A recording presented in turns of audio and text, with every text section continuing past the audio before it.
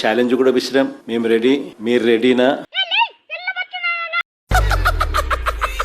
సిబిఐకి 2 మ్యాటర్స్ ఇవ్వడానికి అని చెప్పి కూడా సవాల్ కూడా విసిరాం. విసిరిన తర్వాత సవాల్ విసిరిన తర్వాత నువ్వు ఎలా చెప్పావు తెలుసా? ఆకిస్ పాక్ పాకిస్ ఆక్, సో ఆక్ పాక్ కరే పాక్లే చెప్పావు కూడా. ఇంతవరకు ఆ టాపిక్ మాత్రం మాట్లాడరు. నిప్పుతో నేషనల్ గేమ్ ఆడుతున్నావు నువ్వు, మస్ అయిపోతావు. ఆ సాక్ష్యాలు, ఆ ఆధారాల మీద మీ వివరణ ఏమిటి అన్నది మాత్రం మాట్లాడరు. జనరేటర్ పగులుద్ది.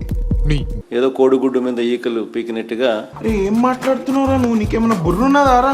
మీడియా కాన్ఫరెన్స్ అయిపోయిన తర్వాత మీలాంటి విలేకరులు అడిగిన ప్రశ్నలకు ఏదో వాటికి సంబంధించి ఏదో కోడిగుడ్డు మీద ఈకలు పీకినట్టుగా.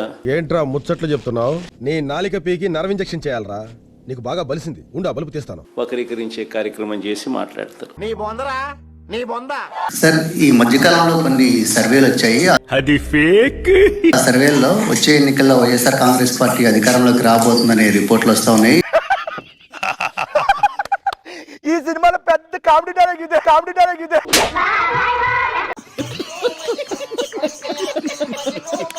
జగన్మోహన్ రెడ్డి గారిని మళ్ళీ ముఖ్యమంత్రిగా చూడాలని కూడా ఆ సర్వేలో జనం కోరుకుంటున్నారని తెలిసింది.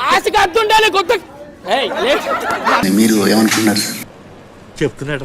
చెప్పేస్తున్నాడు చెప్తాడన్నా. ఈ చంద్రబాబు నాయుడు గారి పాలన ఈ మాదిరిగా ఉంటే అంతా బాగానే ఉంది.